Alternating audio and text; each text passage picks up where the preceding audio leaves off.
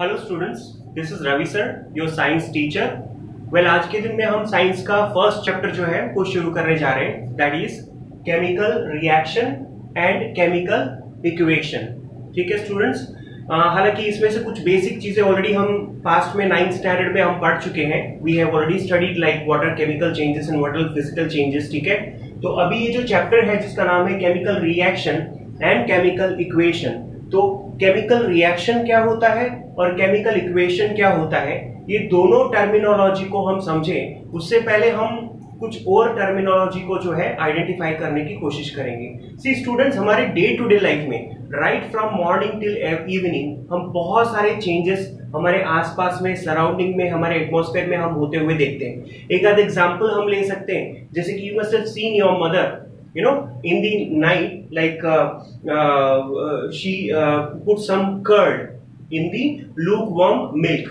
एक थोड़ा सा जो नरम सा जो है, पूरा एकदम गर्म नहीं, थोड़ा सा नरम जो मिल्क है उसके अंदर थोड़ा सा जो है कर्ड रात को डाल देते हैं और फिर मॉर्निंग में what you see, the whole milk is converted into curd. पूरा जो दूध है वो दही में कन्वर्ट हो जाता है। ठीक है, और भी एग्जाम्पल हम देखते हैं, जैसे कि अगर कोई घर पे गेस्ट आते हैं या फिर हम नॉर्मली भी ऐसे भी बनाते हैं, है ना, चाय, मेकिंग अ टी, क्या क्या इंग्रेडिएंट्स हम उसमें यूज करते हैं, रॉ मटेरियल्स यूज करते हैं, जैसे कि we use water, then we use milk, we use even some like masalas, and apart from that tea, right? So all these ingredients we mix up together and we boil it, right? What is the result? एक नया ही substance बन जाता है, right? कुछ initial substances से अगर कोई नया सब्सटेंस बनता है तो उसी को हम कुछ केमिकल चेंज बोलते हैं ना। तो ये सारे जितने भी एग्जांपल्स हमने देखे हैं, ये सब क्या है, ये हमारे आसपास में, सराउंडिंग में कुछ ना कुछ बदलाव होता है, कुछ चेंजेस होता है जो आप डेली ऑब्जर्व करते हो, राइट? जैसे कि formation of curd, then making of tea, apart from that fermentation of grapes in the wine industry. Grapes का जो है फर्मेंटेशन किया जाता है, फर्मेंटेशन के प्रोसेस से जो है उसकी वाइन बनाई जाती है। Apart from that we already know that कि जो हमारे घर पे इडली या फिर जो अपना ढोकला है उसका जो डो हम प्रिपेयर करके पूरे नाइट के लिए जो हम रख देते हैं, तो नेक्स्ट डे हम क्या देखते हैं कि पूरा जो है वेसल जो है वो उससे पूरा फूल जाता है, राइट? वो सारा फर्मेंटेशन प्रोसेस उसके अंदर जो है होता है with the help of east and all, right? तो ये सारे जो है चेंजेस हो रहे हैं ना, lot of changes we see. Food is cooked, we see, हम रो वेजिटेबल्स रखते हैं, उसको हमने टेस्ट किया हुआ है, और एक बार उस वेजिटेबल को कुकिंग करने के बाद में क्या होता है, उसका टोटली जो है टेस्ट चेंज हो जाता है, उसका टेक्सचर चेंज हो जाता है, राइट? उसकी स्मेल तक चेंज हो जाती है, alright? Then digestion of food, you see, हम जो भी खाना खाते हैं वो सारा का सारा जो है डाइजेशन हो जाता है। Digestion is a very long process, that also will study in the next chapters, coming chapters in the biology, right? ये डाइजेशन जो है उसको भी जो है 48 आवर्स अराउंड लगते हैं पूरा कंप्लीट फूड का डाइजेशन होने के लिए। Lot of changes takes place वो फूड के अंदर, हमारी बॉडी के अंदर बहुत सारे चेंजेस तब तक हो चुके होते हैं students. Apart from that respiration, we know respiration ना, एक्सटर्नल रेस्पिरेशन, इंटरनल रेस्पिरेशन, ये जो इनहेलेशन, एक्सहेलेशन, हम जो श्वास लेते हैं, ब्रीदिंग, और श्वास जब हम बाहर निकालते हैं, that is breath out, inhalation, exhalation. ये क्या है? It is the example of external respiration. एक और होता है स्टूडेंट्स इंटरनल रेस्पिरेशन। ये इंटरनल रेस्पिरेशन क्या होता है स्टूडेंट्स? यू सी, हमारा हार्ट जो है वो ब्लड को पंप करता है, और ये जो ब्लड है पूरे बॉडी में जो है ट्रांसपोर्ट होती है, सप्लाई होती है, और अपने साथ में बहुत सारी चीजों को ट्रांसफर करती है और एक एक सेल तक पहुंचाती है। फॉर एग्जाम्पल, जो फूड हम खाते हैं वो हमारे स्टोमक में डाइजेस्ट हो जाता है, फिर जो अच्छे अच्छे तत्व है, जो गुड न्यूट्रिएंट्स है, वो वहां से एब्जॉर्ब हो जाते हैं और ब्लड में चले जाते हैं, और वो ब्लड उसको पूरे सेल्स तक जो है सप्लाई कर देता है in the form of glucose और starch. Fine. Apart from that, lungs की हेल्प से जो है यही ब्लड ऑक्सीजन को भी सप्लाई करेगा हर एक सेल के अंदर। तो सेल्स के अंदर दो चीजें आ चुकी है, ग्लूकोज आ चुका है प्लस ऑक्सीजन आ चुका है। अब सेल के अंदर स्टूडेंट्स इसी ग्लूकोज का ब्रेक डाउन होगा या बर्निंग होगा with the help of oxygen, और इसी से ही जो है एनर्जी रिलीज होती है हमारे सेल के अंदर in the organelle called mitochondria in the form of ATP molecules. You remember last year हमें ये सारी चीजें जो है पढ़ी हुई है, राइट? तो ये सारा जो प्रोसेस एनर्जी रिलीज का, right, breaking of glucose with the help of oxygen cell के अंदर होता है ना, तो इसको हम क्या बोलते हैं? Internal respiration. और क्योंकि ये सेल के अंदर हुआ इसलिए हम इसको क्या बोलते हैं? Cellular respiration. कितना सारा चेंजेस हुआ है, you see, rusting of iron, एक आयरन का पीस जो फ्रेश हम लेके आते हैं, अगर हम उसको थोड़े दिन के लिए अगर मॉइस्ट क्लाइमेट में हम रख देते हैं ना, तो आप देखो उसके ऊपर एक ब्राउन सी कोटिंग आ जाती है, which is of course example of corrosion. Corrosion एक और टॉपिक है जो हम आगे इस चैप्टर में पढ़ने वाले हैं। स्पेशली आयरन के केस में इसको हम रस्टिंग बोलते हैं, right. In Gujarati we call it as a काट लगना, राइट। ओके, तो ये सारे क्या है, ये कुछ ना कुछ बदलाव है। These are all changes students. और ये जब भी कोई प्रकार के चेंजेस होते हैं स्टूडेंट्स, इन्हीं चेंजेस को हम क्या बोलते हैं, केमिकल रिएक्शंस। ठीक है, ये जितने भी प्रकार के चेंजेस हो रहे हैं स्टूडेंट्स, ये केमिकल चेंज है। अब स्टूडेंट्स हमने प्रीवियस क्लासेस में, right, from 8th standard 9th standard, हमने दो प्रकार के चेंजेस हमने पढ़े हैं, राइट। इन हमारे इन्वायरमेंट में दो प्रकार के चेंजेस होते हैं, एक होता है केमिकल चेंज और दूसरा होता है फिजिकल चेंज। ठीक है, अब केमिकल चेंज और फिजिकल चेंज में थोड़ा सा मैं आपको एग्जांपल बता दूंगा। आपको जो है पूरा जो है इसके बीच में डिफरेंस जो है एक बार रिवाइज करना है।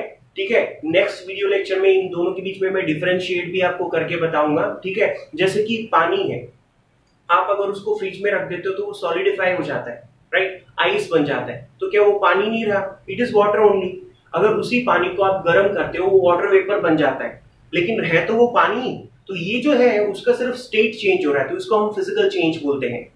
लेकिन केमिकल चेंज किसे बोलते हैं, कुछ नई चीज बन जाए, some formation of new substance, okay, that is known as chemical change. तो स्टूडेंट्स, हम यहाँ पे इस पर्टिकुलर चैप्टर में हम फिजिकल चेंज की चर्चा नहीं करेंगे, we will only stick to the chemical changes. Okay, so इतने सारे हमने केमिकल चेंजेस पढ़े स्टूडेंट्स, और ये सारे जो केमिकल चेंजेस होते हैं ना स्टूडेंट्स, ये सारे केमिकल चेंजेस जो हो रहे हैं ना, उन्हीं को ही हम क्या बोलते हैं, केमिकल रिएक्शंस बोलते हैं।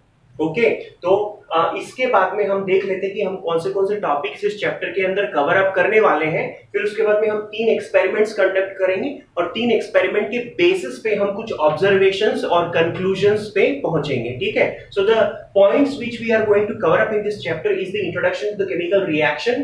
केमिकल रिएक्शन होता क्या है, then characteristics of chemical reaction, कोई भी केमिकल रिएक्शंस के क्या क्या कैरेक्टरिस्टिक्स या फीचर्स होते हैं, मतलब आप कब बता सकते हो कि कोई केमिकल रिएक्शन हुआ है in reality.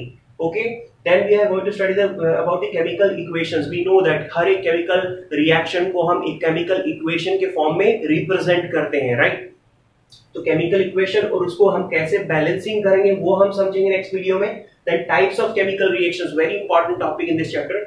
Different type of chemical reaction study करेंगे, एंड देन लास्ट में one of the type of chemical reaction, ऐसे बहुत सारे टाइप के केमिकल रिएक्शंस होते हैं, बट एक है रेडॉक्स रिएक्शन।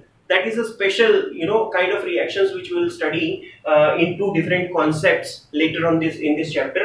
और उसके हम 2 examples हम हमारे real life के अंदर देखेंगे। redox reaction जो हमारे real life में होते हैं, that is rancidity and the corrosion. Corrosion जो term है वो you are already aware of it, right? But rancidity is a totally new term. Of course, at the end of the chapter we are going to discuss that also.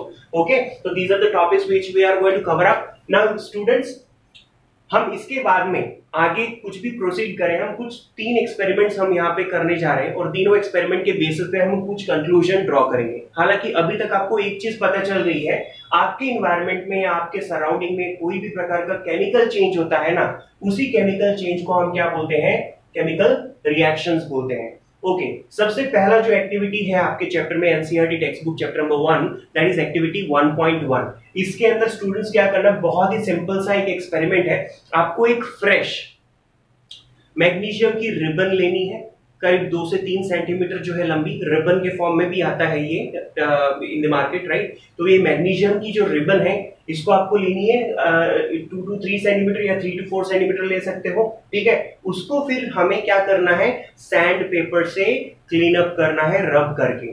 अब students, इसी के अंदर आपको जो है index question में एक ऐसा क्वेश्चन पूछा गया है कि हम मैग्नीशियम रिबन, आगे इस एक्सपेरिमेंट में उस मैग्नीशियम रिबन को हम बर्न करने वाले हैं, राइट। तो बर्न करने से पहले हम इस मैग्नीशियम रिबन को सैंड पेपर से जो है वो क्लीन अप क्यों करते हैं, राइट। तो वो हम उस टाइम पे भी उस जो है उसका क्वेश्चन का आंसर आप कर देंगे। लेकिन लेट मी टेल यू, ये जो मैग्नीशियम है स्टूडेंट्स, ये हमारे एटमॉस्फेयर में जो भी ऑक्सीजन है उसके साथ स्लोली रिएक्शन करते रहता है एवरीडे, और एक जो है पतली सी लेयर मैग्नीशियम ऑक्साइड की जो है उस मैग्नीशियम मेटल के ऊपर जो है फॉर्मेशन हो जाती है।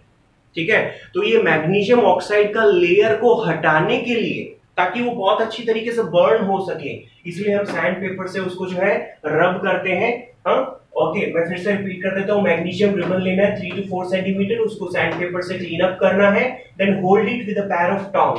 ठीक है, एक इंस्ट्रूमेंट होता है लेबोरेटरी में, कोई भी चीज को आपको पकड़ने के लिए, when you want to heat up something ना, तो उसको to take the grip of that is known as a tong. ठीक है, तो टॉन्ग से उसको पकड़ करके we need to burn it in a spirit lamp और अ बर्नर। ठीक है, और उसको जैसे जैसे बर्न करेंगे तो स्टूडेंट्स हम क्या देखेंगे कि जो मैग्नीशियम है it Burns with a very aggressive white dazzling light. ठीक है, बहुत ही एग्रेसिव तरीके से और बहुत ही व्हाइट कलर की फ्लेम उसमें से डैजलिंग करते हुए निकलेगी। ठीक है, मतलब ये जो फ्लेम होगी ना, ये एकदम शांत नहीं होगी, बहुत ही एग्रेसिव टाइप से व्हाइट कलर की फ्लेम निकलेगी।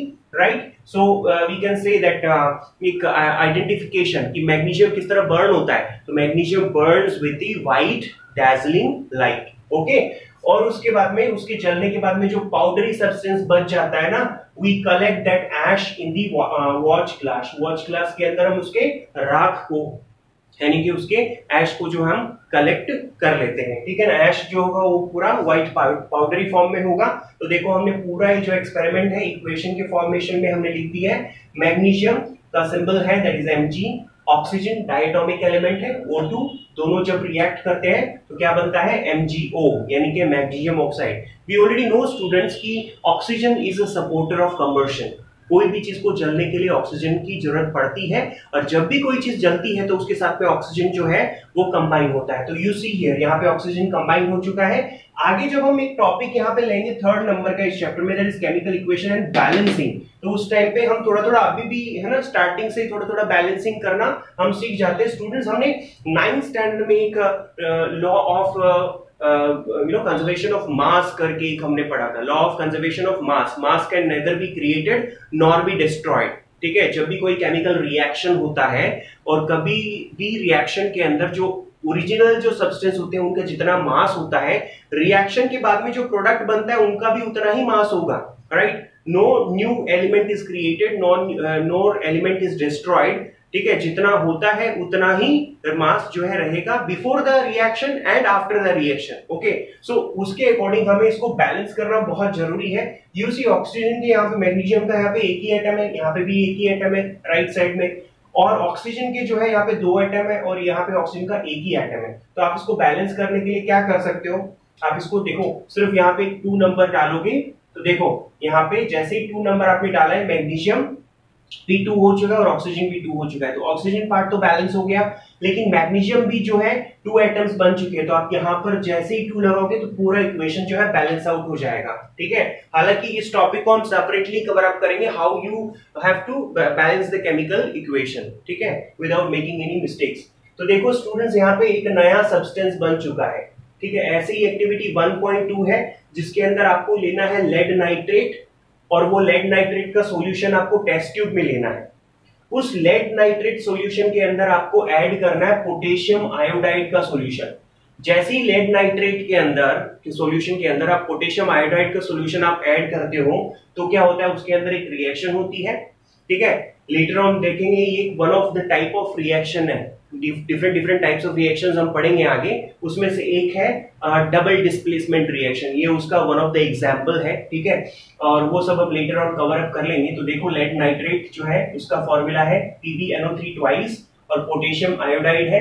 तो अब यहाँ पे जो है ये नया सब्सटेंस बन चुका है, लेड नाइट्रेट की जगह पे लेड आयोडाइड बन गया है और पोटेशियम आयोडाइड की जगह पे पोटेशियम नाइट्रेट बन चुका है। और ये जो पोटेशियम आयोडाइड है स्टूडेंट्स, ये इनसॉल्युबल है, ये सॉल्युबल नहीं होता है, इसलिए वो जो है टेस्ट ट्यूब के अंदर नीचे की तरफ जो है जमा हो जाता है। उसको हम प्रेसिपिटेट बोलते हैं इंग्लिश के अंदर, और ये येलोइश कलर का प्रेसिपिटेट आपको रिएक्शन के बाद में दिखने को मिलेगा। तो ये टोटली नया चीज बन चुका है, यहाँ पे कुछ केमिकल चेंज हुआ है। 1.3 exercise 1.3 activity very simple one. आपको एक कॉनिकल फ्लास्क लेना है और कॉनिकल फ्लास्क के अंदर आपको जिंक के छोटे छोटे दाने यानी कि जिंक ग्रैन्यूल्स जो है वो डालने हैं, और उसके साथ में आपको उसके अंदर हाइड्रोक्लोरिक एसिड जो है उसके अंदर मिलाना है। जैसे ही आप हाइड्रोक्लोरिक एसिड जिंक ग्रैन्यूल के साथ में मिक्सिंग अप होगा, वैसे ही आप देखोगे कि ऑब्जर्व करोगे कॉनिकल फ्लास्क के अंदर जिंक जो ग्रैन्यूल्स है उसके अंदर से छोटे छोटे बबल्स निकलने शुरू हो जाएंगे, ठीक है, यानी कि कुछ एवोल्यूशन ऑफ गैस हुआ है, ठीक है ना। जब भी कोई तरह का बबल्स निकलती है सॉल्यूशन में तो आपको ये समझ जाना है कि कुछ एवोल्यूशन ऑफ गैसेस हो रही है, और आपको जब उसको टेस्ट करोगे, है ना, तो आपको पता चलेगा ये जो है हाइड्रोजन गैस है, ठीक है। हाइड्रोजन गैस को आप कैसे टेस्ट करते हो? हाइड्रोजन गैस को you need to bring a burning matchstick near it and if the gas burns with a popping sound, अगर कोई गैस जो है वो पॉपिंग साउंड के साथ बर्न होती है ना, तो आपको कंफर्मेशन है कि it is a hydrogen gas, ठीक है। अच्छा, तो देखो इस रिएक्शन को हमने लिख दिया है Zn प्लस HCl, तो फिर क्या होगा, जिंक और हाइड्रोक्लोरिक एसिड के साथ में जिंक क्लोराइड बन जाएगा, हाइड्रोजन गैस जो है वो रिलीज हो जाता है, और साथ में जब कोनिकल फ्लास्क को आप टच करके देखोगे ना तो इसमें से हीट निकल रही होती है, राइट। दैट मींस वो एकदम गर्म हो चुका होता है। तो ये जो डेल्टा का निशान है that is evolution of heat. तो यहाँ पे दो चीज बन रही है, गैसेस भी बन रहा है और उसके साथ में हीट भी जो है बन रही है। तो ये एक ऐसा रिएक्शन है जिसमें हीट बाहर निकलती है, तो ऐसे वाले रिएक्शन को हम एक्सोथर्मिक रिएक्शन बोलते हैं। हमने 9th स्टैंडर्ड में भी ये पढ़ा हुआ है। तो स्टूडेंट्स ये तीनों एक्टिविटी हमने की है, तीनों एक्टिविटी में पुराने सब्सटेंस में से कुछ नया सब्सटेंस बन जाता है। दैट मींस ये क्या है, एक तरह का केमिकल चेंज हुआ है, और जब भी हम बोलते हैं केमिकल चेंज हुआ है तो उसको हम बोलेंगे केमिकल रिएक्शन हुआ है। ओके, तो हमने क्या ऑब्जर्व किया तीनों एक्सपेरिमेंट में से कि क्या होता है केमिकल चेंज के अंदर। केमिकल चेंज के अंदर स्टूडेंट्स दो चीजें, एक तो पुराने सब्सटेंस का नेचर और आइडेंटिटी दोनों बदल जाते हैं। पुराना जो सब्सटेंस है, इनिशियल जो सब्सटेंस है, उसकी जो फीचर या बोलो नेचर या उसकी पहचान यानी कि आइडेंटिटी जो है पूरी की तरह से बदल जाती है। क्या क्या चीजें बदलती है, उसका स्टेट चेंज हो सकता है, सॉलिड से लिक्विड, लिक्विड से गैस, इस तरह से उसका कलर भी चेंज हो सकता है। आप देखो कहीं कहीं पे व्हाइट पाउडर फॉर्म हुआ था, यहाँ पे येलो पीपीटी बचा था, ठीक है। टेम्परेचर, लास्ट वाले एक्सपेरिमेंट में क्या होता है, वो कॉनिकल फ्लास्क हीट अप हो गया था, टेम्परेचर जो है चेंज हो जाता है ना। कई बार रिएक्शन को होने के लिए हमें आगे से हीट देनी पड़ती है, तो उसको हम उसके इसमें एंडोथर्मिक रिएक्शन बोलते हैं। नाउ एवोल्यूशन ऑफ गैस, तो यहाँ पे आपने देखा कि हाइड्रोजन गैस जो है वो एवॉल्व होती है। तो इस तरह से जब आप ये सारी चीजें देखोगे तो आपको पता चल जाना चाहिए कि कोई ना कोई केमिकल रिएक्शन हुआ है ना। देखो यहाँ पे ये टॉपिक हमने कवर अप किया, characteristics of chemical reaction. Chemical reaction हुआ है ऐसा कब बता सकते हैं, उसके कैरेक्टर क्या है, तो उसके कैरेक्टर ये सारे हैं स्टूडेंट्स। स्टेट चेंज हो सकता है, कलर चेंज हो सकता है, टेम्परेचर चेंज हो सकता है, और कोई गैस निकल सकती है। ये सारी चीजें भी हो सकती है, और इसमें से एक आध चीज भी होगी तो हम बता सकते हैं कि केमिकल चेंज हुआ है। और जब केमिकल चेंज होता है तो उसी को हम बोलते हैं केमिकल रिएक्शन, ठीक है। और इसी केमिकल रिएक्शन को रिप्रेजेंट करने का जो माध्यम है that is known as chemical equation. Chemical reaction को हम किस तरह रिप्रेजेंट कर सकते हैं, केमिकल इक्वेशन के फॉर्म में हम उसको रिप्रेजेंट कर सकते हैं। तो फाइनली हम हमारे चैप्टर का जो टर्मिनोलॉजी है उसको अब हम डिफाइन करेंगे, that is chemical reaction and chemical equation. What is chemical reaction? Breaking and making of bonds. 9th standard में मैंने आपको समझाया था, दो प्रकार के हमने बॉन्ड्स पढ़े थे, आयनिक बॉन्ड्स एंड कोवेलेंट बॉन्ड्स। कैसे बॉन्ड्स का फॉर्मेशन होता है, कुछ एटम्स जो है एक्स्ट्रा इलेक्ट्रॉन्स को जो है निकाल देते हैं, कुछ एटम्स जो है एक्स्ट्रा इलेक्ट्रॉन्स को ले लेते हैं ताकि वो स्टेबल हो जाए, उनके आउटर मोस्ट ऑर्बिट में 8 इलेक्ट्रॉन्स का फॉर्मेशन हो जाए, ठीक है। इस तरह से आयोन्स बनते हैं, और जब ये आयोन्स नजदीक आते हैं तो आयोनिक बॉन्ड बोलते हैं उसको, ठीक है। तो कभी ये बॉन्ड बनते हैं और कभी ये बॉन्ड टूटते हैं, राइट। तो इन्हीं को हम जो है क्या बोलते हैं, chemical reaction. The breaking and the making of bonds between different atoms, ठीक है, टू प्रोड्यूस न्यू सब्सटेंस। क्या प्रोड्यूस करने के लिए? To produce new substance, that is known as chemical reaction. और इसी केमिकल रिएक्शन को हम किस तरह रिप्रेजेंटेशन कर सकते हैं, इक्वेशन के फॉर्म में रिप्रेजेंटेशन कर सकते हैं। तो हम डिफाइन करेंगे केमिकल इक्वेशन को। What is chemical equation? The presentation of chemical reaction. Chemical reaction जो हो रहा है ना उसका जब आप प्रेजेंटेशन करते हो ना सिंबॉलिकली, फॉर्मूला का यूज करके, ठीक है ना, इन दी फॉर्म ऑफ फॉर्मूले of reactants and product separated by arrow mark. This is the arrow mark.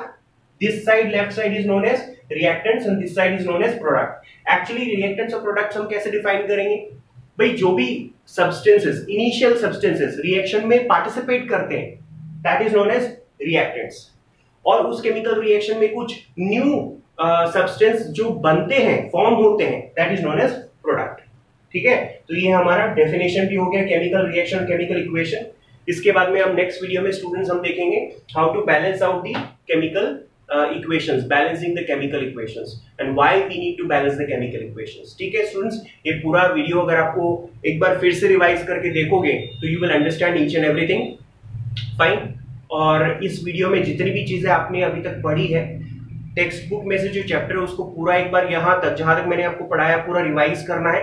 Revise करके जितने भी मेन पॉइंट्स हमने पढ़े हैं, कुछ डेफिनेशंस हमने पढ़े हैं, रिएक्शंस क्या होते हैं, कब हम बोल सकते हैं केमिकल चेंज हुआ है, ठीक है, ये सारा आपको लिख करके उसका पीडीएफ जो है वो बना करके मुझे 24 आवर्स के अंदर अंदर सेंड करना है स्टूडेंट्स। ठीक है, और मुझे 24 आवर्स के अंदर अंदर आपको जितने भी डाउट्स आए हैं इस वीडियो के अंदर वो मुझे व्हाट्सएप में सेंड करना है, ताकि जब हमारा नेक्स्ट जूम में लाइव लेक्चर होगा तो वो सारे डाउट्स हम लाइव लेक्चर में भी कवर अप कर लेंगे। ठीक है, okay students, now apart from that one more homework I am giving you, you need to find the difference between, आपको ना बहुत सारे कम से कम 3-4 पॉइंट्स में डिफरेंस बिटवीन लिखना है फिजिकल रिएक्शन और केमिकल रिएक्शंस, क्योंकि ये 7th 8th 9th में हम पढ़ चुके हैं। Difference between physical reaction, difference between physical change and chemical change. Okay, तो कम से कम 4-4 पॉइंट आपको लिख करके मुझे सेंड करना है। Of course I am going to cover up that also in the next video. Alright, take care.